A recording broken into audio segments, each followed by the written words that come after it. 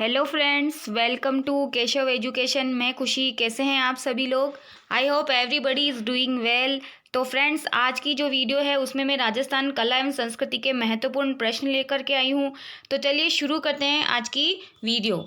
अभी 19 तारीख को जो आपके हाईकोर्ट एलडीसी का एग्ज़ाम होने वाला है, उसमें राजस्थान की कला और संस्कृति से भी आपके लिए प्रश्न जो हैं आएंगे उस टॉपिक से।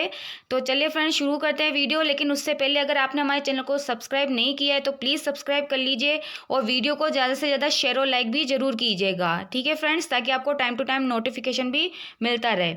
तो फ्रेंड्स, आज का हमारा पहला प्रश्न है, सोनार का किला स्थित है।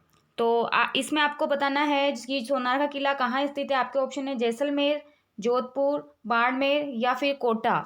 तो बताइए फ्रेंड्स, इसका सही जवाब क्या होगा। अगर आपके इन 20 ही प्रश्न में से 20 ही प्रश्न अगर सही हो जाते हैं तो आपका जो राजस्थान कला संस्कृति का जो पार्ट है उसमें आपके जितने भी क्वेश्चन आएंगे आप उसको कवर अप कर सकते हैं। तो देखिए, अपना मूल्यांकन कीजिए कि 20 में से कितने प्रश्न आपके सही होते हैं और कमेंट सेक्शन में कमेंट भी जरूर कीजिएगा कि आपके कितने प्रश्न 20 में से सही हुए हैं। तो फ्रेंड्स, सोनार का जो किला है वो जैसलमेर जो है वहाँ पर स्थित है। ये आपको ध्यान रखना है। सोनार का किला अगर प्रश्न आए तो वहाँ जैसलमेर जो जिला है वहाँ आपको ऑप्शन जो है बिल्कुल करेक्ट टिक करके आना है। अब बढ़ते हैं अगले क्वेश्चन की तरफ। अगला क्वेश्चन है, जैसलमेर का किला प्रसिद्ध है।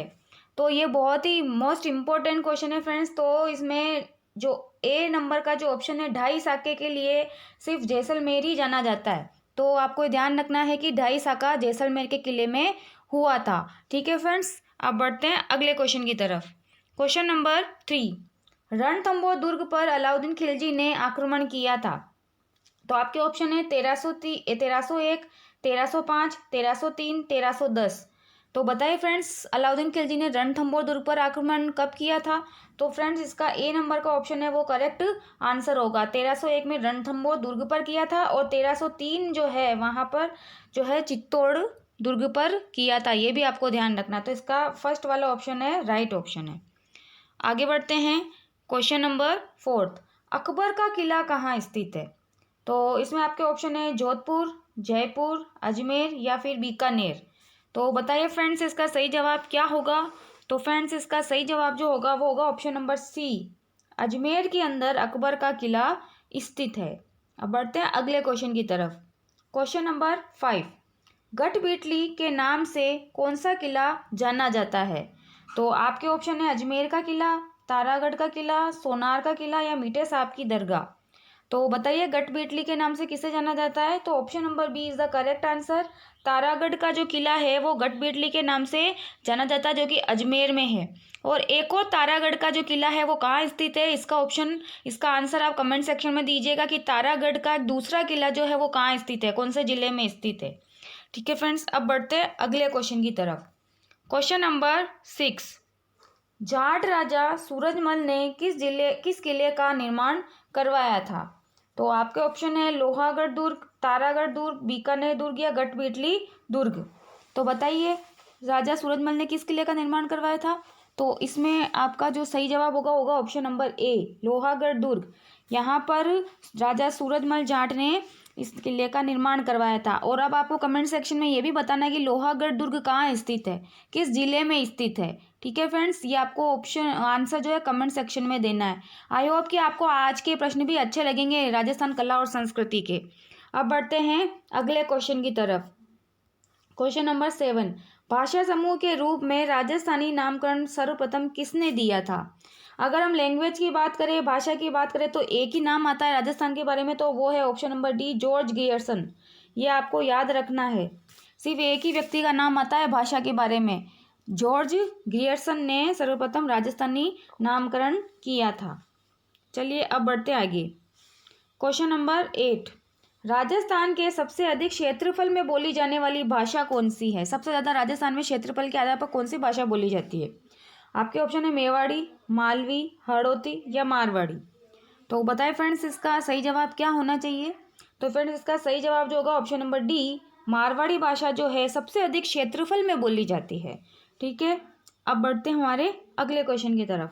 क्वेश्चन नंबर 9, किस राजपूत शासक ने नेह तरंग की रचना की। ये मोस्ट इंपॉर्टेंट क्वेश्चन है, आपको याद रखना है।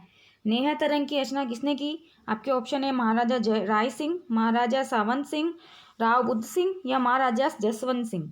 तो बताइए इसका सही जवाब क्या होगा? तो फ्रेंड्स इसका सही जवाब जो होगा option number C, Rao Budh Singh जो है उन्होंने नेह तरंग की रचना की थी। ठीक है, ये थे आज का 9वां क्वेश्चन। अगला क्वेश्चन है क्वेश्चन नंबर 10। आधुनिक राजस्थानी काव्य के नव जागरण का पुरोधा कवि किसे माना जाता है? ये भी मोस्ट इम्पोर्टेंट क्वेश्चन है। आपके ऑप्शन है कवि श्यामल दास, सूर्यमल मिश्रण, कन्हैया लाल सेठिया या फिर मूणोत नैन्सी।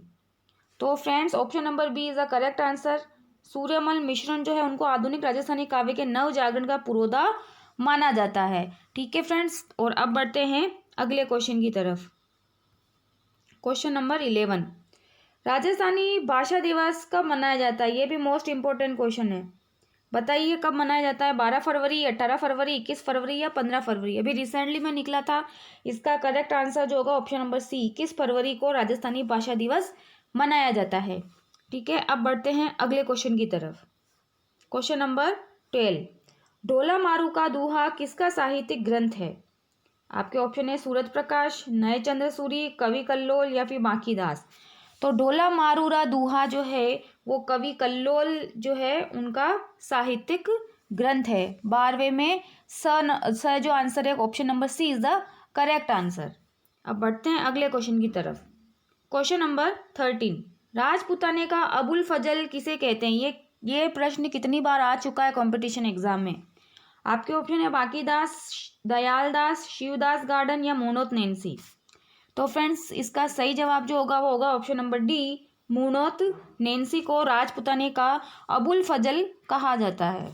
ठीक है फ्रेंड्स, अब बढ़ते हैं अगले क्वेश्चन की तरफ। क्वेश्चन नंबर 14, डिंगल का हेरोस किसे कहा जाता है? आपके ऑप्शन है नरपति नाल, कल्हण, दुर्साजी आडा या फिर पृथ्वीराज राठौड़। ठीक है, बताइए इसका सही जवाब क्या होना चाहिए? तो इसका सही जवाब जो होगा option number D, Prithviraj Rathore को डिंगल का हेरोस कहा जाता है। ये सभी कला, राजस्थान की कला और संस्कृति के महत्वपूर्ण प्रश्न हैं। आप अपना मूल्यांकन करते रहिए, एवोल्यूशन करते रहिए, कितने प्रश्न आपके सही होते हैं कमेंट सेक्शन में जरूर कमेंट कीजिएगा कि 20 में से आपके कितने प्रश्न सही हुए हैं। और अब बढ़ते हैं अगले क्वेश्चन की तरफ। क्वेश्चन नंबर 15, राजस्थान का गजेटियर किसे कहा जाता है? ये भी बहुत इंपॉर्टेंट क्वेश्चन है। आपके ऑप्शन है वेली किशन रुक्मणीरी, अचलदास खींचीरी वचनिका, वातारी फुलवारी या फिर मारवाड़ रा परगनारी विगत। तो बताइए इसका सही जवाब क्या होगा? तो फ्रेंड्स इसका सही जवाब जो होगा वो होगा ऑप्शन नंबर डी, मारवाड़ रा परगनारी विगत जो है उसे राजस्थान का गजेटियर कहा जाता है। ठीक है फ्रेंड्स, ये था हमारा 15वां प्रश्न। अब बढ़ते हैं हमारे अगले प्रश्न की तरफ। जो भी कंपटीशन एग्जाम की तैयारी कर रहे हैं प्लीज़ फ्रेंड्स आप उन तक ये वीडियो जरूर शेयर करें। अब बढ़ते हैं हमारे अगले क्वेश्चन की तरफ। राजस्थानी भाषा का सबसे प्राचीनतम ग्रंथ कौन सा माना जाता है? आपके ऑप्शन हैं भरतेश्वर बाहुबली गौर, प्रबंध चिंतामणि, हम्मीर महाकाव्य, कान्नड़देव प्रबंध। तो ये भी मोस्ट इंपॉर्टेंट क्वेश्चन है, परीक्षा में आने लायक क्वेश्चन है। तो इसमें सही ऑप्शन जो होगा वो option number A, Bharateshwar Bahubali गौर जो है उन्हें राजस्थानी भाषा का सबसे प्राचीनतम ग्रंथ माना जाता है।